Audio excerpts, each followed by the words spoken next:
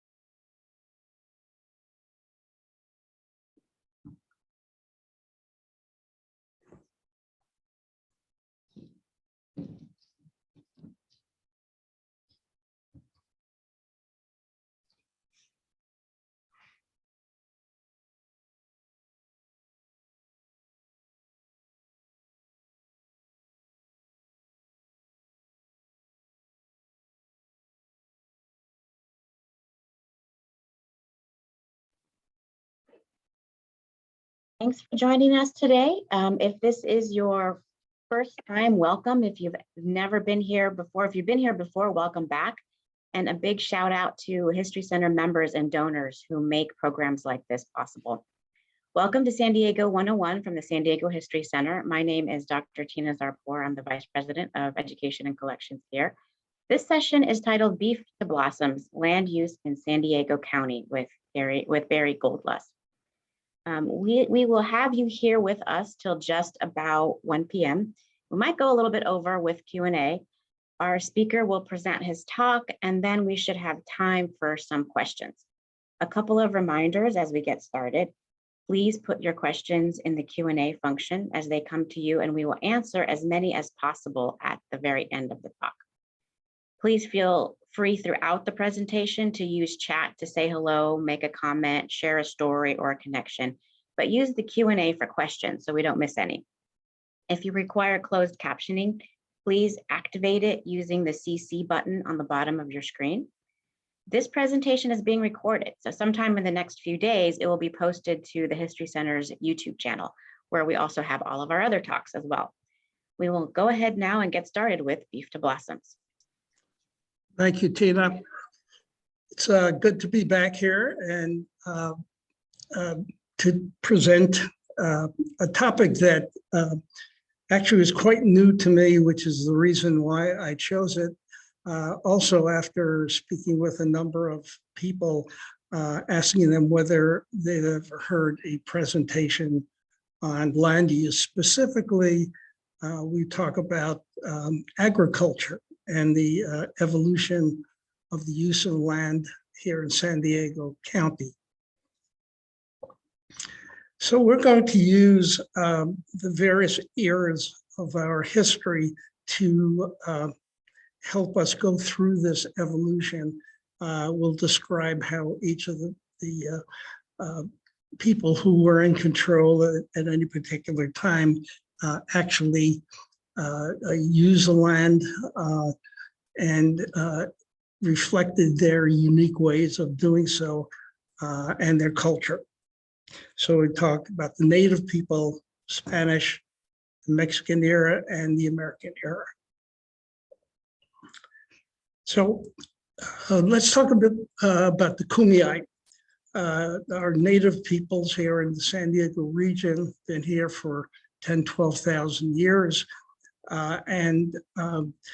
Although some might refer to this culture as primitive,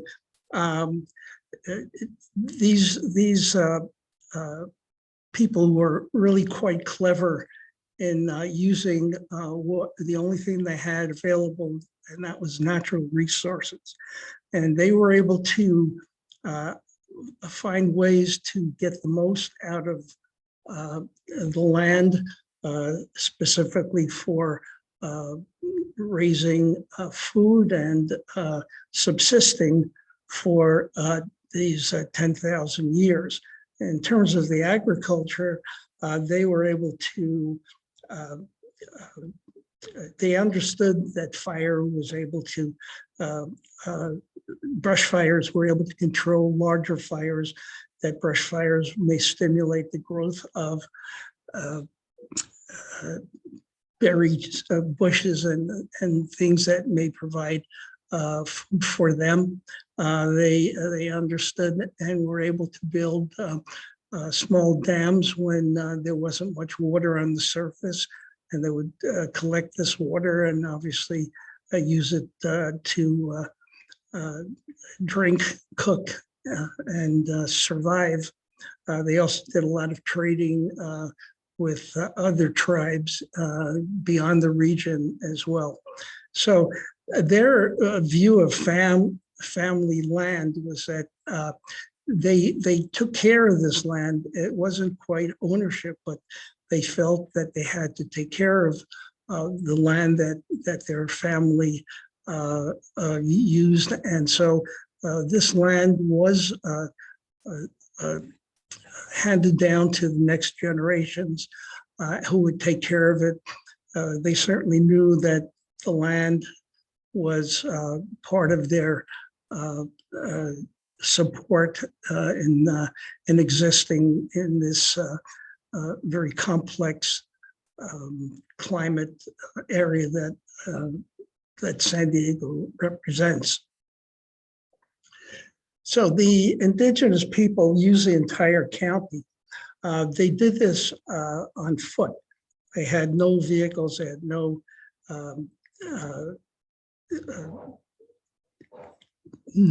methods other than their legs to carry them from one place to another. And the climates and the kinds of materials that grew in the various areas were all a part of how they subsisted in the county for so long.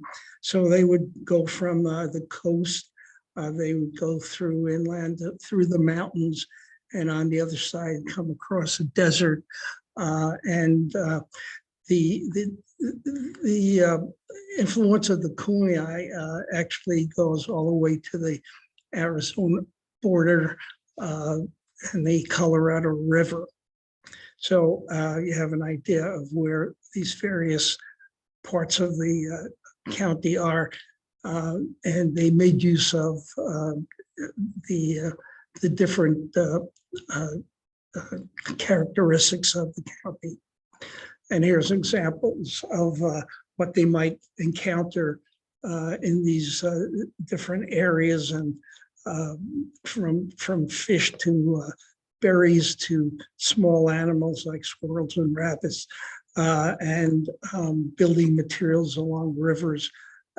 So this was actually quite a lot of advantage to take advantage of as they moved around and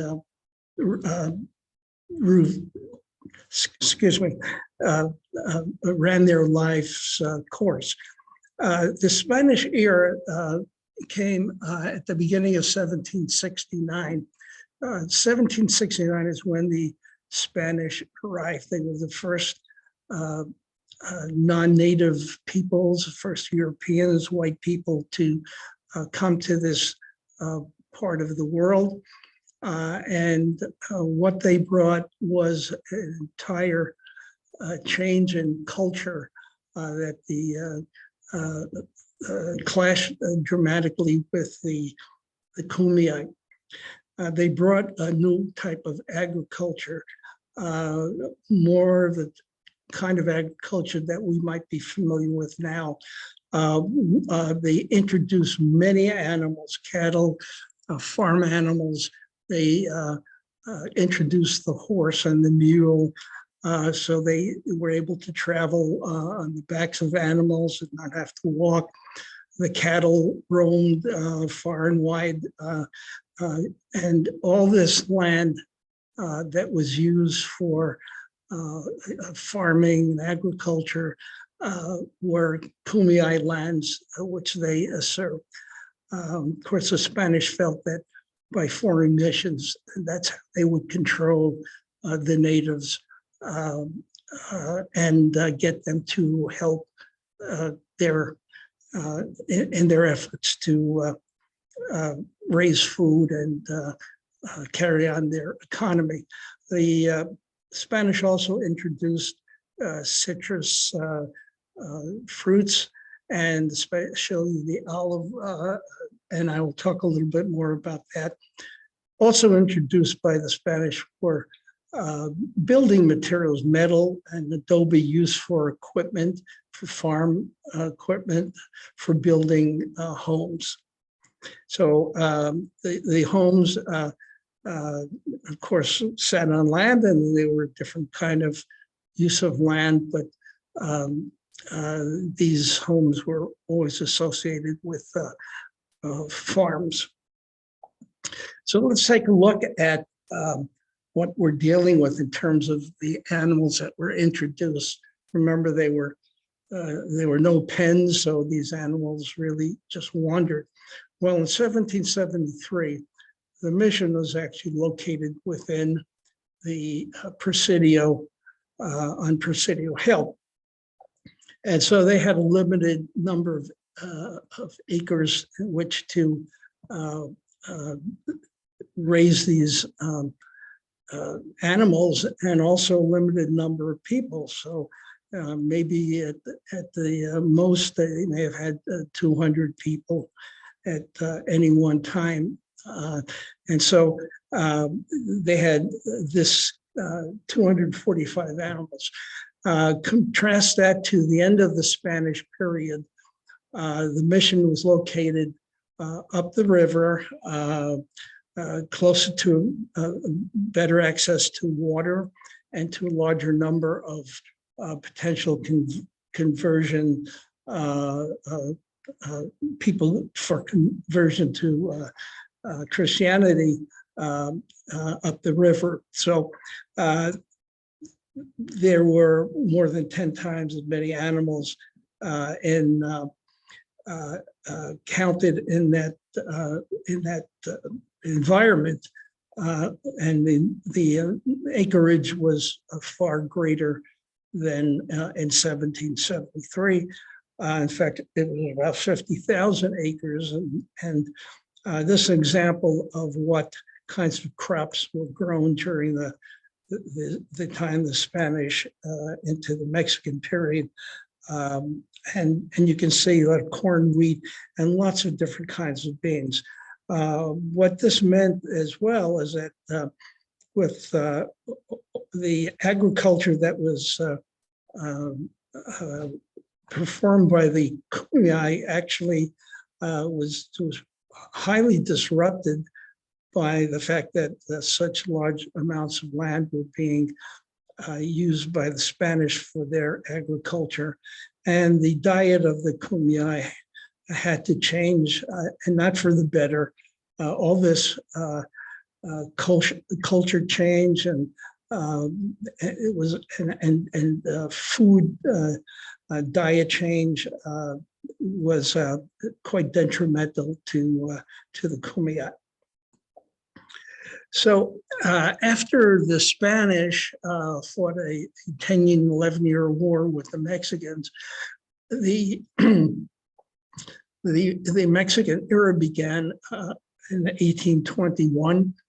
And eventually in the 1830s, the Mexicans secularized their missions. In other words, the missions were no longer needed for conversion purposes. The presidios were no longer needed for protection, and even larger swaths of parcels of land were now being available to both the Mexicans, or as they were called, Californios this time, and the Spanish, the old military officers who retired were also allowed to buy or just were given ranchos in the county, and they exercised an economy based on the hide and tallow trade. So as I've been kind of alluding to, I just want to interject the fact that when you get a group of people, there's always a socioeconomic order, and landowners were at the top. So if you could own land, you could reap the benefits of that and have laborers working for you. And of course, the native Kumeyaay were basically at the bottom of this order, and they were the laborers in part. And the other thing that happened during the Mexican era, which is really a change for the use of land, is the fact that Pueblo status was given to San Diego in 1834. What that meant was that they had some level of independent rule. They had roughly 500 people at that time. And the people who settled this town wasn't meant to be used for agriculture, but it was meant to start businesses. And many of the people that moved to this area were the retired officers, Spanish officers. So another introduction of another use of land. So what did these ranchos look like? Well, you've probably seen this slide a number of times. And what this represents is relatively large pieces of land that became ranchos or ranches and spread even further east. The Spanish were located along the coast for the most part. And then when these ranches started to be developed, you can see how far further east. And of course, all this land was taken from the Kumeyaay and even further disrupting their life. We won't go into the interactions between the groups, but needless to say, they were at odds with each other. The largest of the ranches turned out to be what is now known as Camp Pendleton. It was Rancho Santa Margarita y las Flores. So we get to the American era. Now, you have to remember that Kumeyaay were here for 10,000 years. They had all this land for themselves. And then we get to the Spanish, who were here for 52 years, but forever changed life in the county for the native populations. And then the Mexicans, which continued to expand the ownership of their land from the Kumeyays. They were here actually in control for only about 26 years. So now we get to 1848. The Americans arrive. They fight a relatively short war, and the Mexicans are ejected from the area. Now, since the Americans took over, this era, which continues to the present, represents the largest expansion of diversity of land use in our county's history. California becomes a 31st state in 1850. A lot of land becomes available for the Anglos. The Anglos were in control, and there were anti-minority laws, anti-greaser, anti-Mexican, California laws. And although Californians were allowed to retain their ranchos, it turns out over a number of years, even if they could prove their ownership, which the Americans have required, the cost of legal retaining lawyers and going through legal process was such that much of this territory was actually lost and returned back to the Americans.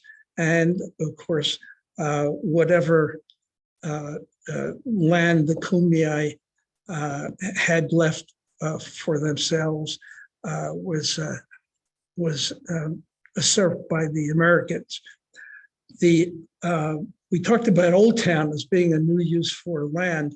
Well, here's another town, a new town beginning with Alonzo Horton in 1867, and utilizing a good deal of that Pueblo land, which was attached to Newtown or Old Town when it became a Pueblo.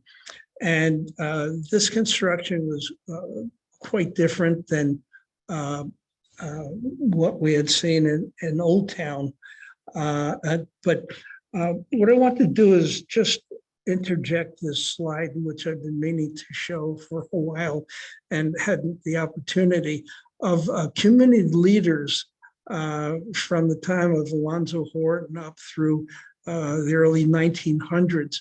And each of these community leaders had something to do with modifying land in one way or another, but not in the terms of agriculture that we are emphasizing during this particular talk. But this is kind of an interesting way of looking at how leaders did their thing and supported the region. So when Alonzo Horton bought his 900 plus acres, this was very different than Old Town. This was meant to be relatively high density residents, not much in the way of parks. That was kind of incidental if they did occur.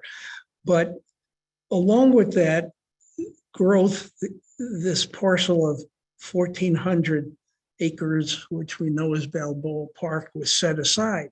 So although we're not talking about agriculture in this particular case, we are talking about recreation, beautification of the city.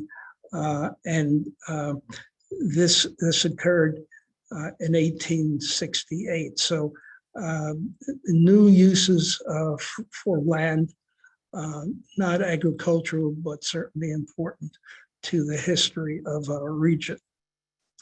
So while that's going on, let's go back to Mission Valley. Things are going on elsewhere. If we go to Mission Valley, here's a photo of this Sandrock's tienda. Anna and Clement Sandrock's were Americans who came to this region, and they opened what was basically a general store in Mission Valley, and I think in the region of where the 163 now is. And they serviced the rancherias that existed in the valley as far back as 1821. It was noted that were at least 15 of these rancherias, and so there was kind of a community that was developing Mission Valley based on agriculture.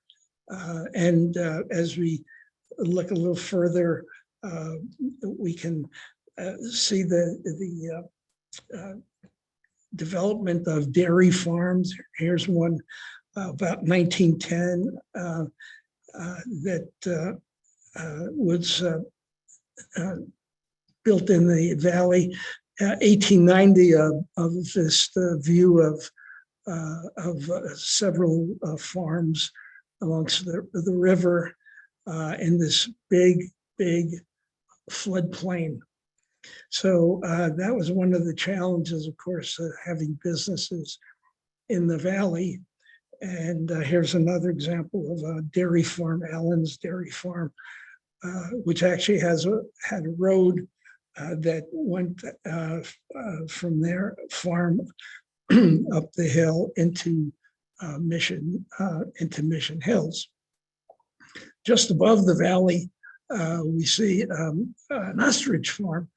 Now, this ostrich farm is Bentley's ostrich farm. It was an independent farm, but it was also an adjunct to the small zoo that they had in Mission Cliff Park along Adams Avenue. And they did sell plumage, and they sold eggs, but part of its function was to be there for children and for the zoo. So things were happening elsewhere other than downtown.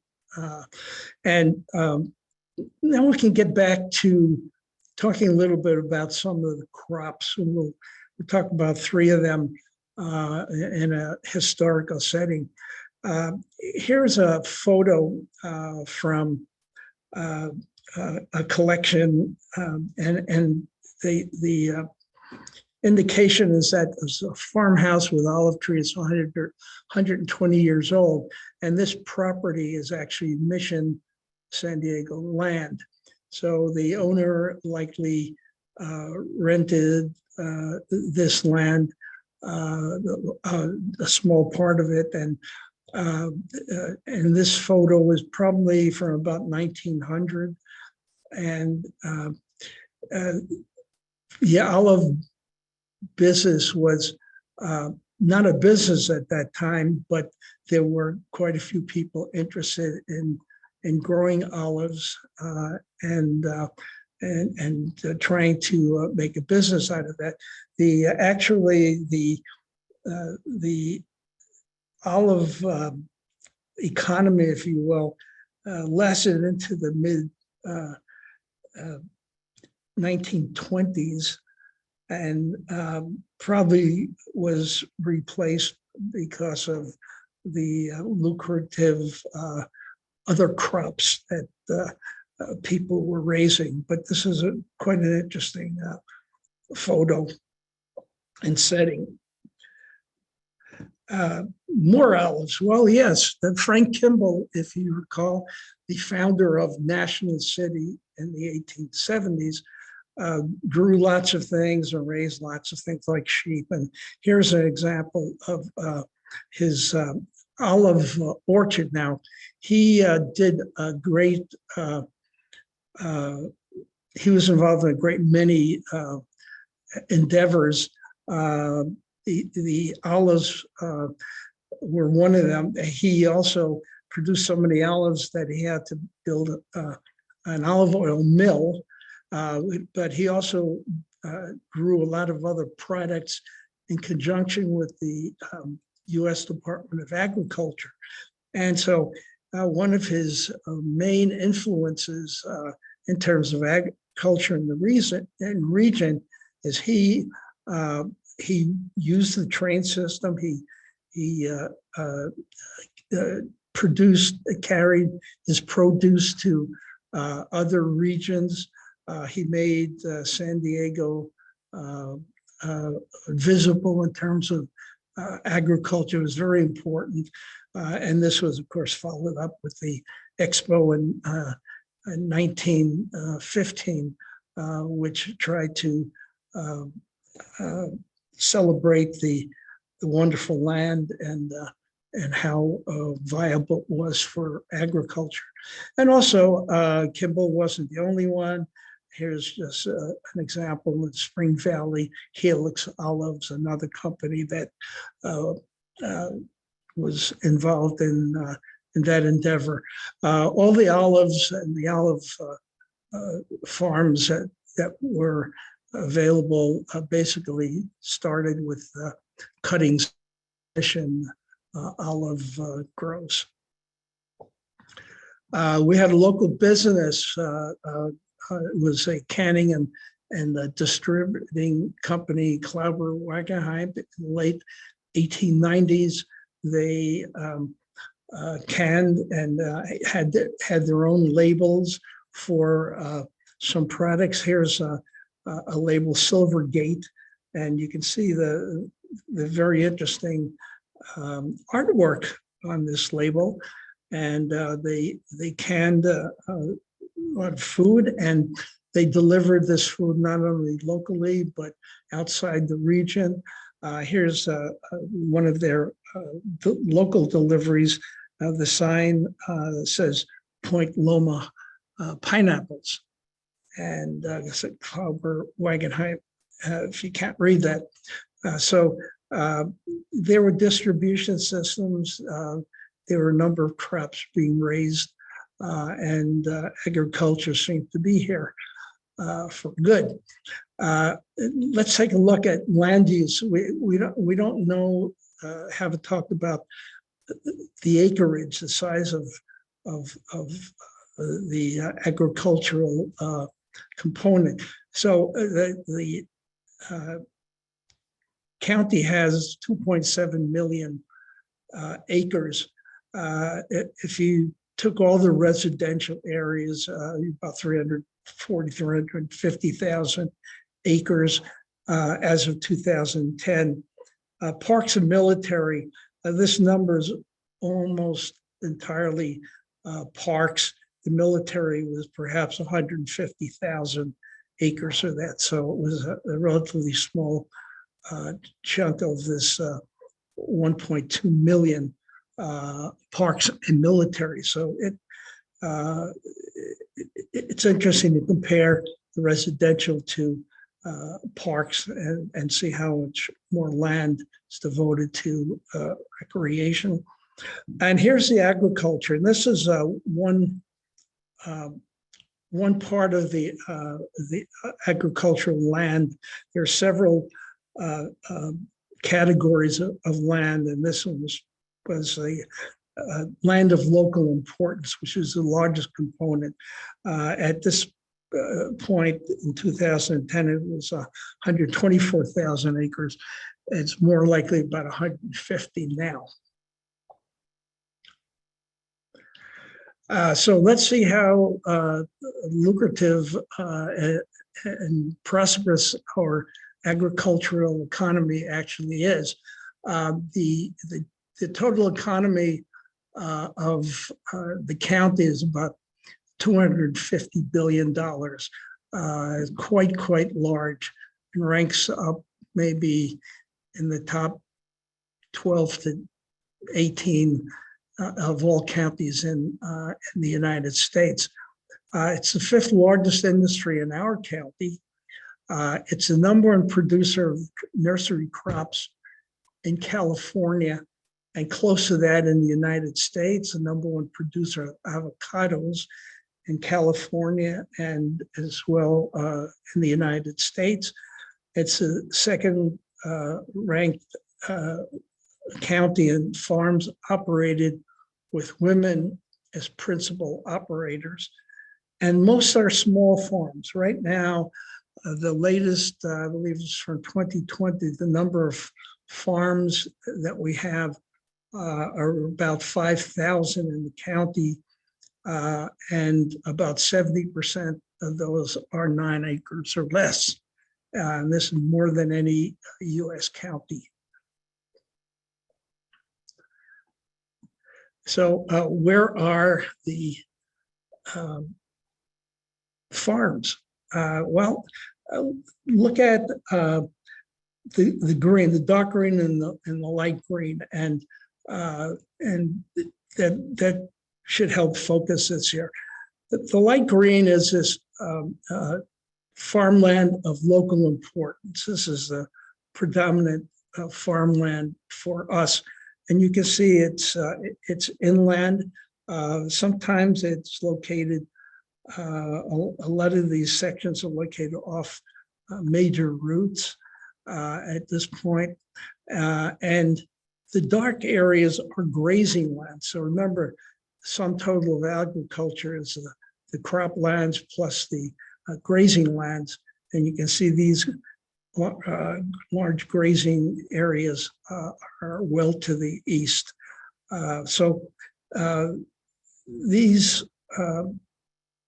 farms are spread from north to south, but I maybe predominate more towards the north county. The top 5 agricultural products. This is of interest as it tells us the longevity of some of our products. And the first estimate of the values of products was given out in 1927 by the San Diego Farm Bureau. And in this case, you can see some citrus, tomatoes appear very early here, and some other products. Now, some of these years you'll see less than 5, and that's because if it was dairy or dairy related, I combined them. And if they were plant or plant related or had to do with landscaping, I combined it, trying to make this a little easier to read.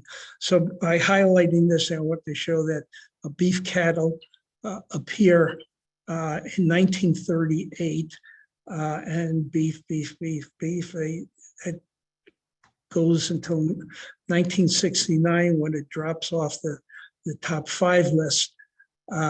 Tomatoes, however, continue to show up and even pop up as late as 2009. It's probably in the top 10 right now of valuable agricultural products. But look at avocados. They start appearing in 1948. So the interesting thing about avocados is that they were introduced in the 1870s from Mexico. So it took a while for it to get established, but by 1948, avocados appear at the top. And the major product currently, and this was in 2018, plants, cut flowers, nursery items, sod, shrubbery as a whole command about $1.2 billion in value to the economy. So let's talk a little bit about the avocado. Introduced in 1870 from Mexico. Many varieties were produced, but then the Avocado Association that was formed decided that they had to cut back on number of varieties, so they combined many of them. One of them, the Fuerte variety, was a fairly common one. Here's a parent tree in Mexico in 1918. However, it wasn't called Fuerte in Mexico. It was given that name because the seedlings from this particular variety managed to survive a severe frost in 1913, while other seedlings did not. So they named that Fuerte. The large majority, almost exclusively, the avocado type that is being sold from our county is the Hass avocado. That was basically introduced to the market in the 1920s by Rudolf Hasse. They don't know the origin of the seeds, and nor do I know who actually planted what is referred to as the Mother Hass tree. This is located, or was located, in La Habra Heights, just south of Los Angeles. It was eventually it suffered from root rot in 2002, needed to be chopped down. Remnants of this tree are stored in a local nursery there. Avocados. They can be grown on a variety of different types of land. Here you can see in furrows on slope lands. This is McDonald's Avocado Ranch. If it makes you want to sing a little kids nursery, you can go right ahead. But it is an old ranch, and in fact, I don't believe it exists anymore. The home does, but this was a major ranch in the Fallbrook area, and a lot of other farms that were cultivating avocados started with gifts and support from the people at the McDonald Ranch. We just wanted to mention the pole tomatoes. Linda Canada talked about this in a recent presentation. The Japanese introduced this to keep the tomatoes from lying on the ground and rotting, so that they could actually vine ripen. So we've heard about that. Another introduction.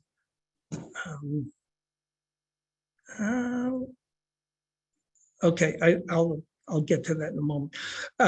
So that was an old picture of a farm. Here is a newer business off Highway 78. The Oceanside Pole Tomato Company, the Singh family, this is a father and son in their fields with the pole tomatoes growing.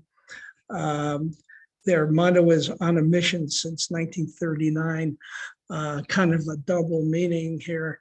They're literally almost on a mission. They're right near Mission St. Louis Rate.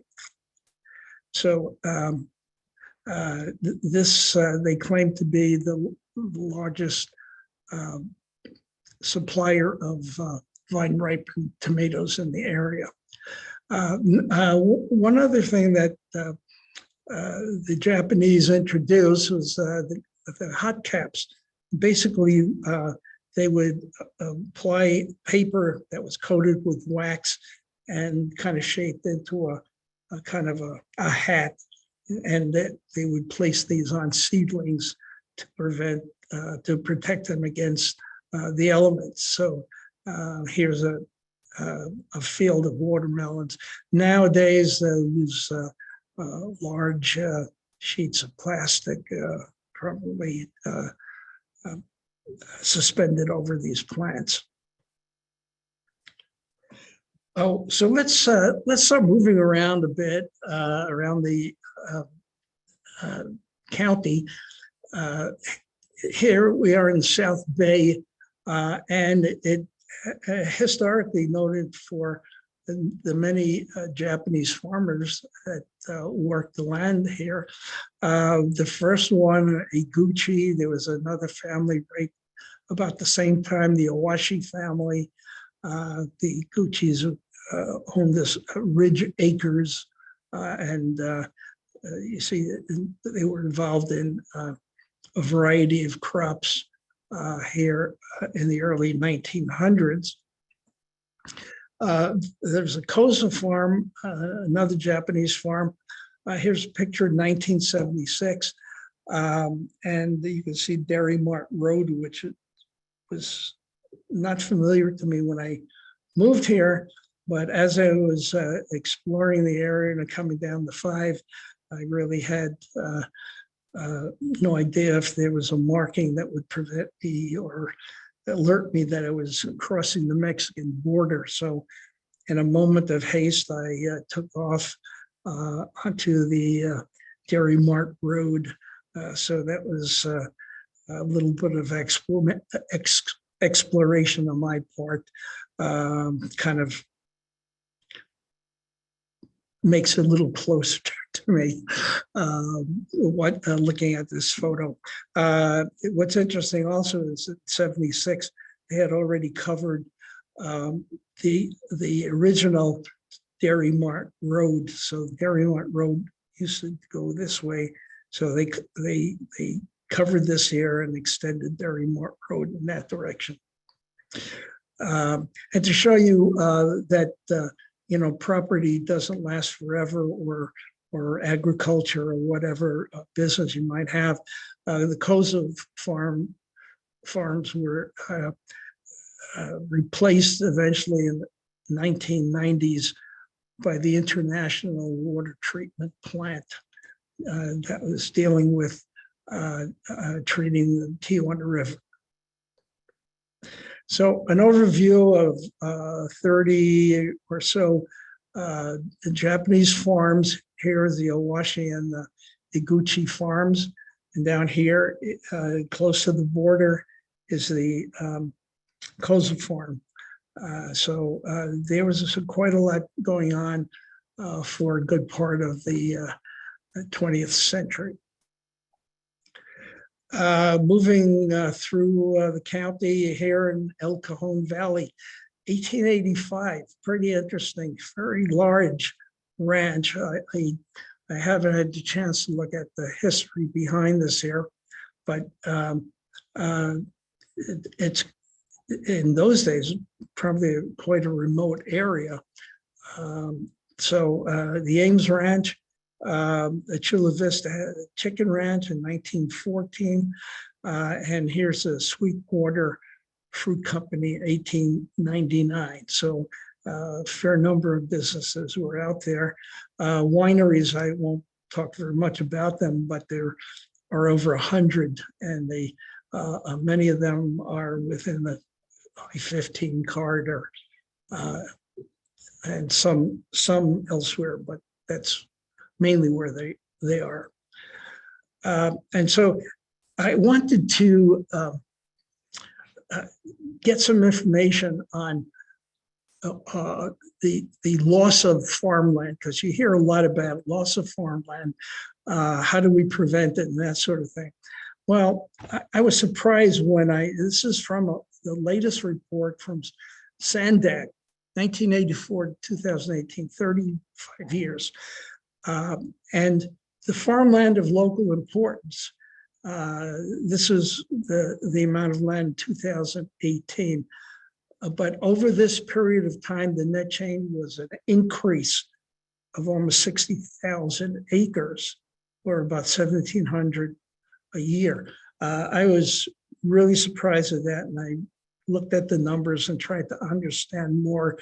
It turns out other categories of farmland that made up the difference between 157 and 211,000, they all lost a total of 59,000.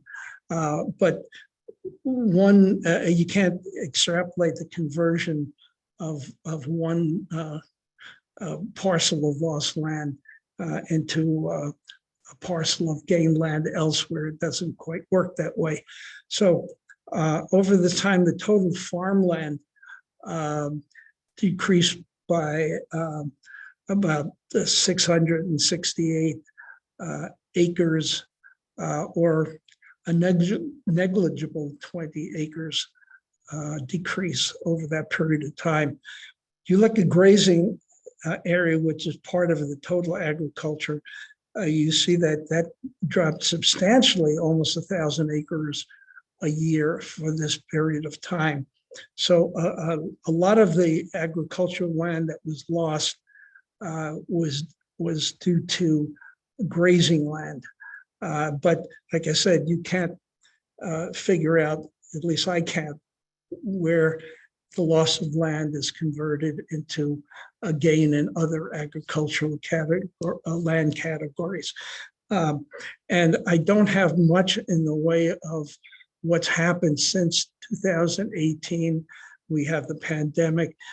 Basically, what factors are involved is the kind of crops that individual farms were growing, their return on investment, their sizes, all that comes into play. And so some farms took a hit, some didn't, some went out of business, many didn't. But I don't have numbers to back that up. And from a historical standpoint, a recent article about oceanside planners trying to deal with a group of developers who want to buy land that was previously used for agriculture. And although it's not used now, it's still the historic nature that they're wrestling with. Should they invest in future agriculture or not? I'll have something to say about the issue of land security in a moment. So we talk about now, this is our last slide, the future use of our land. We've in the past talked about conservation and preservation of land for recreation and habitat. That looks like that will continue. The big item here is agricultural products and how much, what kinds of products, what kinds of quantities will be affected by climate change. Of course, that depends on water availability and the heat and other factors. So this is a really difficult one, and whether it will actually drive smaller farms out of business. And I just want to again mention this issue of local food security. There are organizations that are trying to address this to make this area self-sufficient. So it's a matter of sharing food, sharing farms, sharing land, whatever it takes, so that food security can be spread throughout the communities of our county. There will be other kinds of farms, we know, and these farms for clean energy production, and we have a few in the area dealing with wind and solar panels.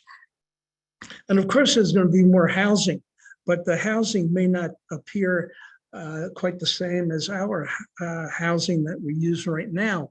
A good example is this, the Quonset hut concept, which has apparently taken off in some areas. Quonsets are made out of steel, and steel is fire resistant. So the issue of building housing that is fire resistant is an important one going forward, and we may see more unusual architectural approaches to building new housing. And who knows, maybe things like biospheres, which are self-contained units that people will be living in. And probably more landfills. And you can probably think of other issues concerning use of our land. But at this point, I think hopefully you've gotten the drift of how agriculture has evolved through the decades and centuries for our county. And I could stop here and we can take whatever questions you have.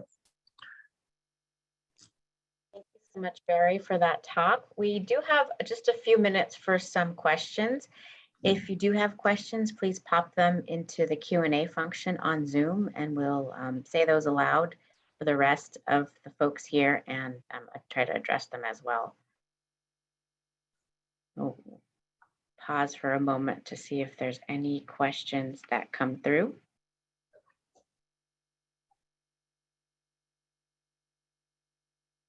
Okay, well, I have a question for you, Barry. Mm-hmm.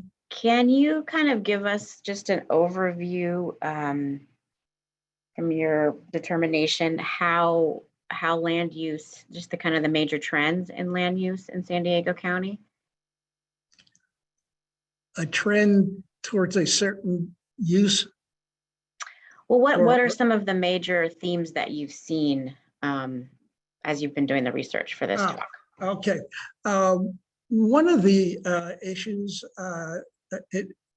it's kind of a statewide issue.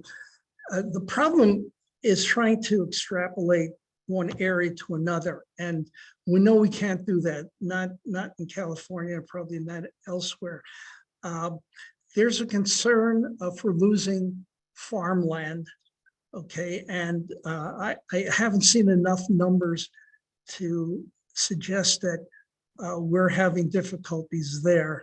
But rather than make that conclusion, let's assume that we have to protect farmland. One of the ways that farmlands are lost is that they become urbanized. For example, developers start buying some of these lands and then they build residences. One way to decrease the loss of farmland, even with the building of residences, to build higher density housing. And there are areas that are doing that so that the amount of land that we would lose, agricultural land that we would lose, would be considerably less if they increase the density of these expanded residential areas. So that's a trend that I've come across. As far as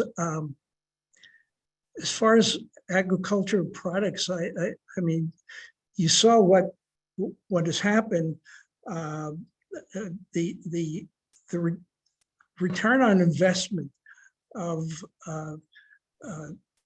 plants, landscaping, shrubs for decorating homes and that sort of thing, that requires relatively little land, and it produces a great return. The return on land producing those planting products nursery products is, I calculated about 10, was 100, was 10, yeah, 10 times higher return on investment per acre of land than avocados. So even though avocados are very important, they require more resources. So the value per acre is far less for avocados. So if there are any trends, I don't know if that will be converted into changes in the type of crops that will be grown in the future or not. But I think this issue of climate change and temperature change is going to have an amazing effect on certain varieties of vegetation, for sure. Okay, then. Well, thank you again, Barry, for that informative presentation about the history of land use covering just about 12,000 years. So quite a bit of change to document there. I'm going to throw some links up into the chat. One is that be sure to visit us. We now have expanded summer hours, so we are open a Wednesday through Sunday at our Balboa Park location, and Friday, Saturday, and Sunday at our Presidio Park location at the Sarah Museum. Here are some links that you might find pertinent as well in terms of donating, our events, our links to the collections and research page, and past programs. And then one more. You are all invited to continue this webinar series for next Tuesday on July 12th at noon. Next presentation is on the architectural photographer Julius Schulman by Keith York. And I am putting that link here as well if you'd like to register. So once again, thank you, Barry, and we hope to see everyone soon. Take care. Okay, thank you.